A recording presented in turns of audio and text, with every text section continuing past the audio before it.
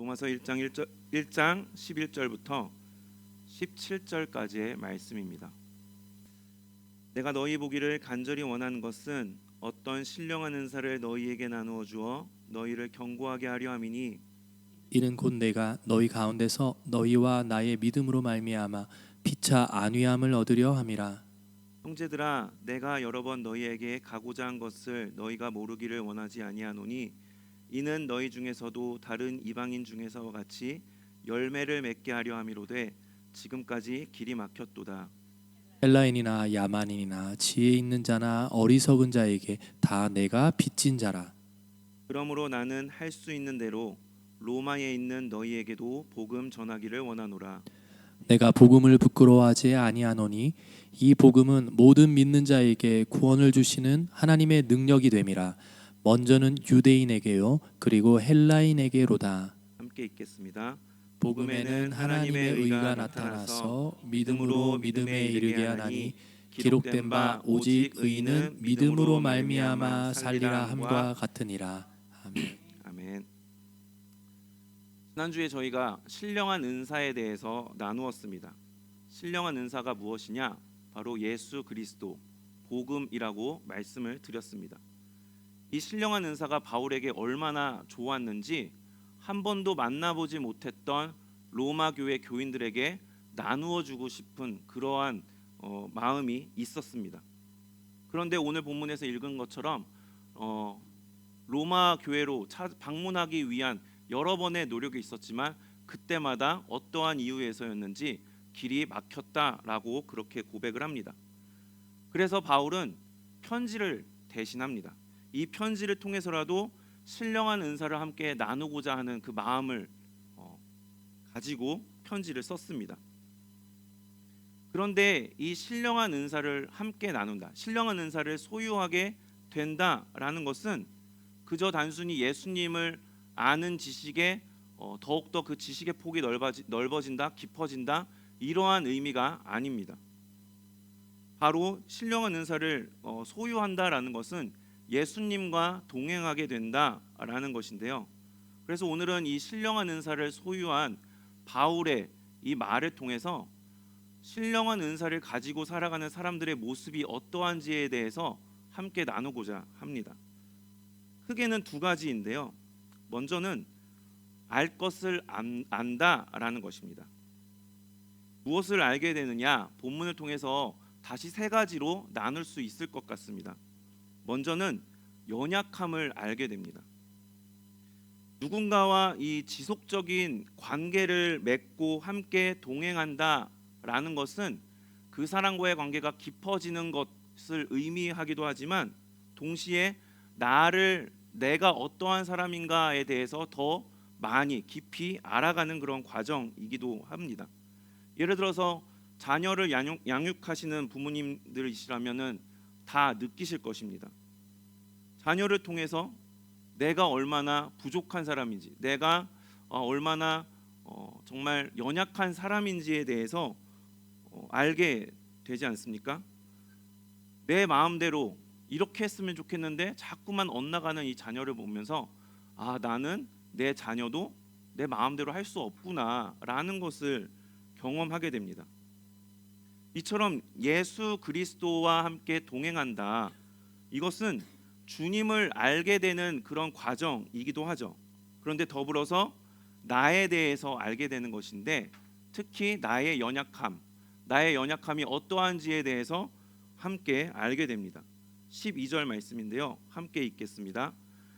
이는 곧 내가 너희 가운데서 너희와 나의 믿음으로 말미암아 피차 안위함을 얻으려 함이라. 아멘. 바울은 로마 교회에 내가 너희 가운데서 피차 안위함을 얻으려 한다라고 이야기를 하죠. 이 구절을 이제 공동 세번역 그리고 표준 세번역에서는 서로 격려를 받으려고 하는 것이라고 이렇게 번역을 합니다. 그러니까 바울은 자신이 사역을 하면서 얼마나 연약한 존재인지에 대해서 깨닫게 되었습니다. 그래서 혼자서 못한다. 그래서 우리가 함께 모여서 피차 서로를 안위해야 된다. 서로를 격려해 줘야 된다라고 이야기를 하는 것입니다. 그런데 이 바울은 또 다른 약함도 알게 되었습니다. 13절 말씀입니다. 함께 읽겠습니다. 형제들아, 내가 여러 번 너희에게 가고자 한 것을 너희가 모르기를 원하지 아니하노니 이는 너희 중에서도 다른 이방인 중에서와 같이 열매를 맺게 하려 함이로되 지금까지 길이 막혔도다. 아멘. 바울은 이 예수님의 명령을 받아서 온 세상에 복음을 전파하려고 했습니다. 그래서 그 당시 사람들에게 세상의 땅끝이라고 여겨졌던 그 지금의 스페인 서바나로 이 선교를 가기를 원했습니다.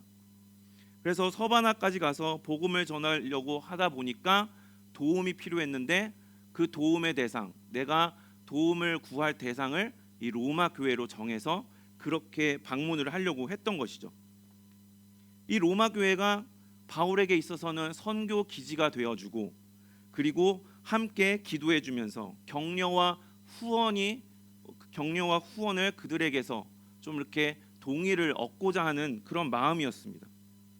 그래서 직접 그들을 만나서 그렇게 자기가 어떠한 일을 하려고 하는지 이러한 이야기를 좀 만나서 해보려고, 사역을 준비하려고 했는데 계속해서 길이 막히고 맙니다.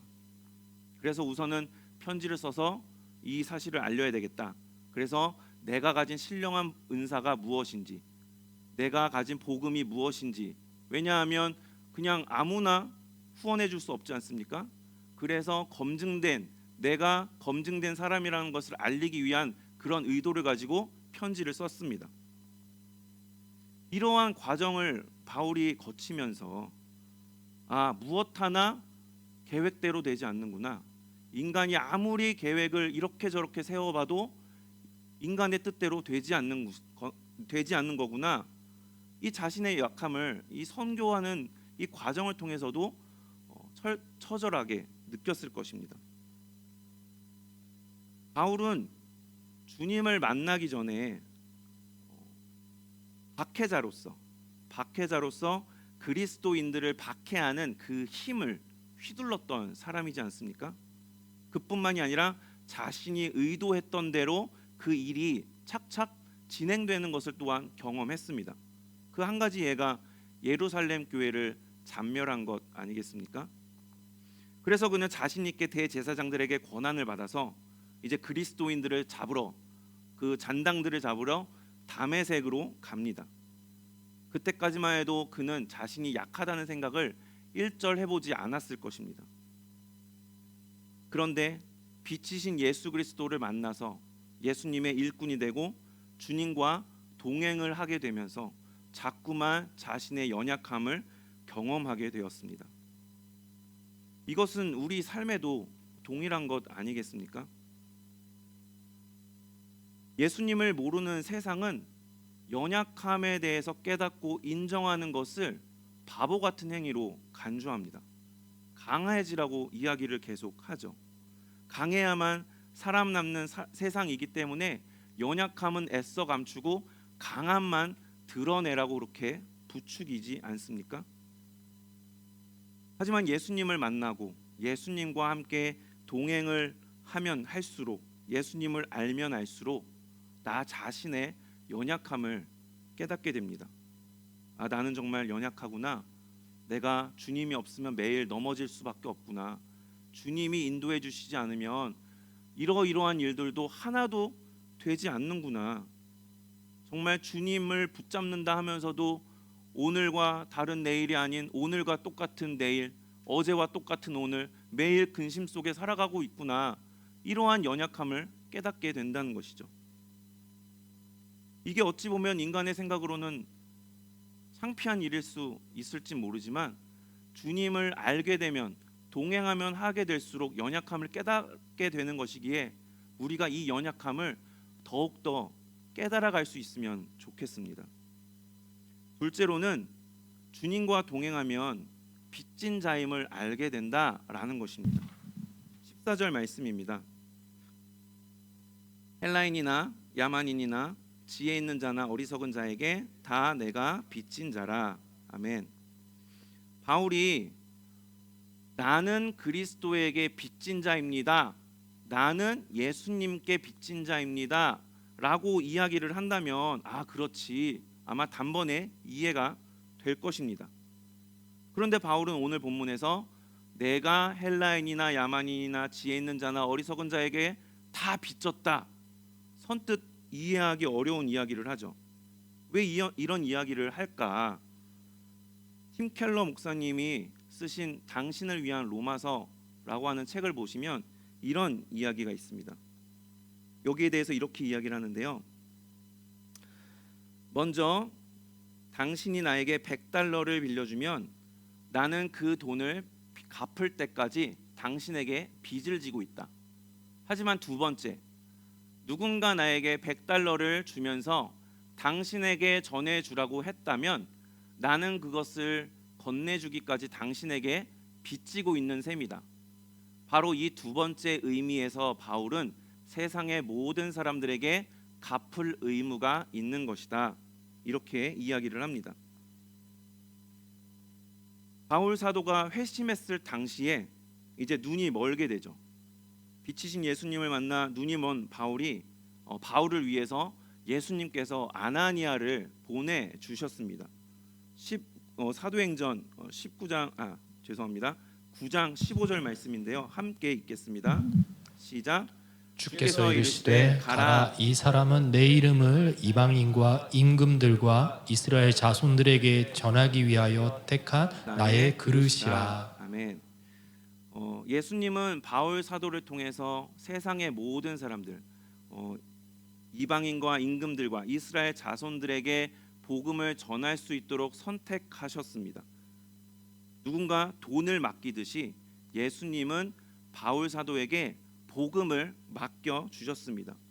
그래서 그 뜻을 안 바울이 모든 사람들에게 자신이 복음을 전할 때까지 빚진 자라고 하는 그런 인식을 가지고 있었습니다. 우리도 마찬가지죠. 주님을 알기 전에는 정말 많은 사람을 위해서 우리가 노력을 한다, 애를 많이 쓴다, 은혜를 베푼다라고 이렇게 생각하기 십상이지만 주님의 사랑을 우리가 깨닫는 순간, 그 사랑이 나에게 정말 가슴 깊이 느껴지는 순간, 나는 주님께 빚진 자로구나, 이것을 깨닫게 됩니다. 주님께서 나에게 맡겨주신 사명에 대해서 내가 정말 깨닫게 될 때, 주님이 내 옆에 있는 사람들에게 내가 빚졌다, 내가 빚져서 이 사람들에게 내 사명의 힘을 다 쏟아야 하는구나 라는 것을 깨닫게 하여 주십니다. 주님과 우리가 동행하는 가운데 이러한 빚진 자라고 하는 이 인식을 가지고 있기를 소망합니다. 세 번째로는요, 예수님과 동행하는 가운데 우리가 하나님의 능력을 또한 알게 된다라는 것입니다. 오늘 본문 16절, 17절을 함께 읽겠습니다. 시작. 내가 복음을 부끄러워하지 아니하노니 이 복음은 모든 믿는 자에게 구원을 주시는 하나님의 능력이 됨이라. 먼저는 유대인에게요 그리고 헬라인에게로다. 복음에는 하나님의 의가 나타나서 믿음으로 믿음에 이르게 하나니 기록된 바 오직 의는 믿음으로 말미암아 살리라 함과 같으니라. 아멘. 바울이 이 선교를 통해서 반복적으로 경험하게 되는 것은 정말 복음이 모든 믿는 자에게 구원을 주시는 하나님의 능력이라는 사실이었습니다. 복음은 유대인뿐만이 아니라 이방인들, 정말 율법을 아는 사람뿐만이 아니라 율법을 모르던 사람에게까지 허락하여 주시는 정말 구원의 길이었습니다. 또한 이 복음은 모든 사람을 변화시킨다라는 것을 바울이 알았습니다. 사실 사람이라고 하는 존재가 바뀌기는 쉽지 않지 않습니까? 하지만 복음을 통해서는 사람이 바뀐다라는 것을 바울이 몸소 체험을 했습니다. 그래서 이것을 반복적으로 경험을 하면서 바울 사도는 부인할 수 없는 이 하나님의 능력이 복음 안에는 있구나, 이것을 더욱더 신뢰하고 그래서 더욱더 힘내서 정말 한평생을 복음을 위해 살게 되었죠. 우리가 신앙생활을 하면서 알게 되는 건 역시 복음의 능력이지 않습니까? 이전에 낙심했던 어떠한 일들, 낙심했던 어떠한 곳에서 더 이상은 내가 낙심하지 않게 되는 것, 정말 스스로는 도저히 이길 수 없었던 어떤 죄악된 습관들, 이런 것들이 있었다면 이제는 그 습관들마저 넘어서게 하시는 하나님의 능력이 이 복음 안에는 들어있다라는 것입니다. 구원받지 못할 나를 구원해 주시고 변화되기 어려운 나를 변화시켜 주셔서 정말 이 17절 말씀에서 이야기하는 것처럼 의롭다라고 칭함받게 하시는 하나님의 능력이 이 신령한 은사, 이 복음에는 들어 있습니다. 이 하나님의 능력을 알게 되는 은혜가 있게 되기를 소망합니다. 이렇게 신령한 은사를 받아서 우리가 이 주님과 동행하게 되면서 알게 되는 것들이 있다면 이와 맞물려서 그에 따라서 내가 해야 할 것 또한 알게 됩니다. 신령한 은사는 우리를 알게 할 뿐만이 아니라 우리가 해야 할 것을 하게 하는 그런 힘을 주신다는 의미입니다. 이것은 예수 그리스도와 동행함으로 알게 되는 것과 굉장한 밀접한 관련이 있다라고 할 수 있는데요. 첫째는 주님께서 우리의 연약함을 알게 하심으로 인해서 우리가 공동체 안에서 연합할 수 있게 하십니다. 바울이 그 대표적인 경우죠. 바울에게는 늘 동역자가 있었습니다. 로마서 16장 21절 말씀인데요. 함께 읽겠습니다. 나의 동역자 디모데와 나의 친척 누기요와 야손과 소시바더가 너희에게 문안하느니라. 로마서를 쓰고 있을 이때 당시에 그 옆에 누가 있었다고 이야기합니까? 디모데, 누기요, 야손 그리고 소시바더라고 하는 사람이 있었습니다. 그런데 바울은 이들과 함께할 뿐만이 아니라 이들에게서, 동역자들에게서 적극적인 또 도움을 받았음을 알게 됩니다. 16장 22절 23절 말씀인데요. 또 같이 읽겠습니다. 시작. 이 편지를 기록하는 나 더디오도 주 안에서 너희에게 문안하노라. 나와 온 교회를 돌보아주는 가이오도 너희에게 문안하고 이성의 재무관 에라스도와 형제 구아도도 너희에게 문안하느니라. 아멘.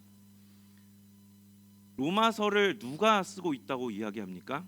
바울이 쓰는 게 아니라 22절에 보면 더디오가 쓰고 있다고 그렇게 이야기를 하죠. 추측컨대 바울에게는 어떠한 빼낼 수 없는 바울의 몸을 연약하게 하는 그 가시가 있었습니다. 그래서 그 가시 때문에 아마 더디오가 대신 써주고 있지 않았을까 그렇게 추측을 합니다. 또한 23절에 보면 바울과 그의 사람들을 지원해주는 사람들이 있었다고 그렇게 이야기를 하죠. 바로 가이오라고 하는 사람이고요. 또 그 옆에 관리 에라스도 구아도도 있었다라고 이야기합니다.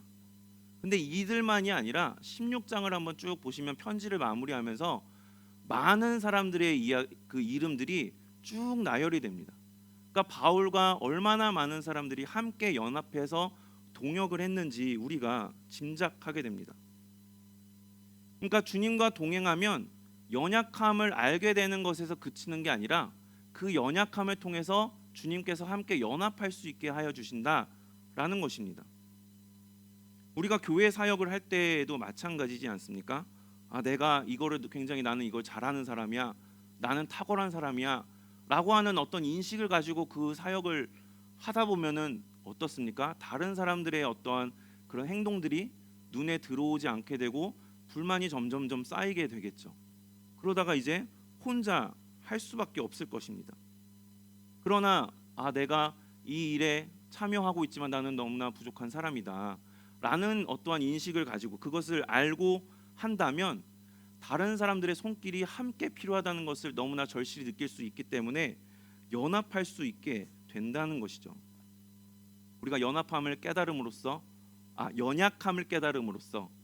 연합할 수 있게 되는 은혜가 있기를 소망합니다. 둘째로는요, 주님과 동행하면서 빚진 자임을 알게 되면 주님께서 주신 이 사랑의 빚을 갚으려 하다 보니 결국에는 열매를 맺게 된다라는 것입니다. 역시 대표적인 경우가 바울 사도죠.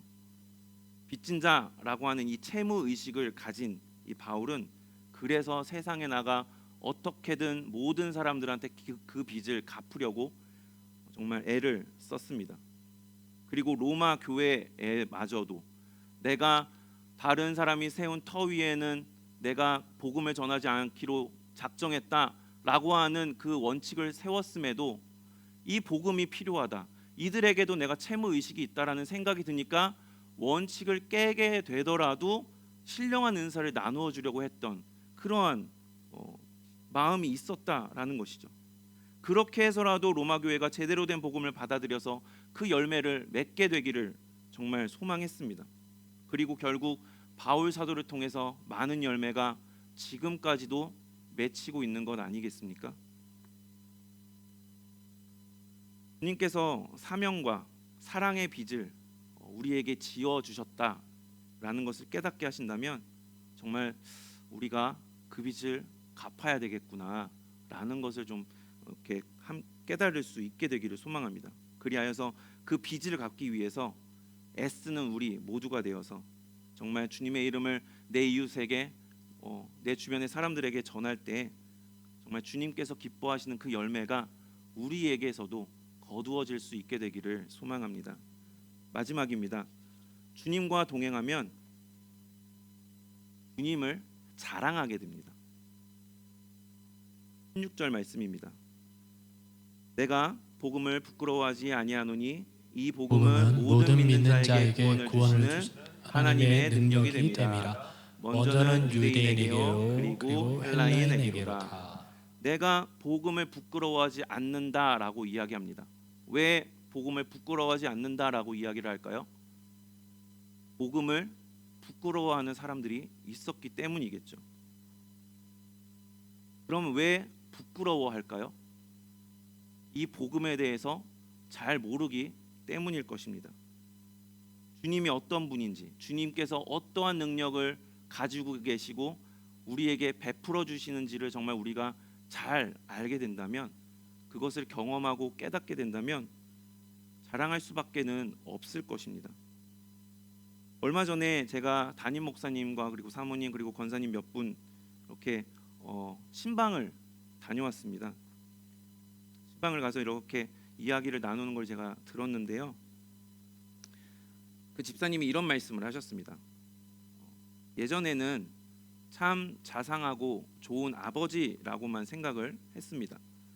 그런데 제가 아버지가 평생 일하셨던 그 회사, 같은 업계의 회사에서 일을 하다 보니 아버지가 얼마나 대단한 분인지를 알게 되었습니다 라고 이야기를 했습니다. 요즘 아이들이 이렇게 밥을 먹으면서 기도를 하나요? 시키는데 저도 저희 아이들이 밖에서는 어떻게 하는지 잘 모르겠습니다. 계속 밥 먹을 때 기도해야 된다 이야기는 하는데요. 아마도 집에서는 하더라도 밖에 나가서는 안 하게 되는 경우도 참 많을 것입니다. 그래서 제가 군 생활할 때 저희 군대 교회 목사님도 한번 그런 설교하셨습니다.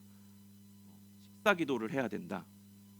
교회에 출석하는 군 장병들이 밥 먹을 때 얼마나 기도를 안 했으면 그런 설교까지 하실까, 이런 생각을 했었는데요.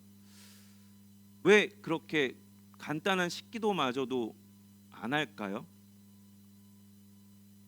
이 행위 자체가 굉장히 부끄럽다, 사람들의 시선이 뜨겁다라고 느껴지기 때문이 아닐까요?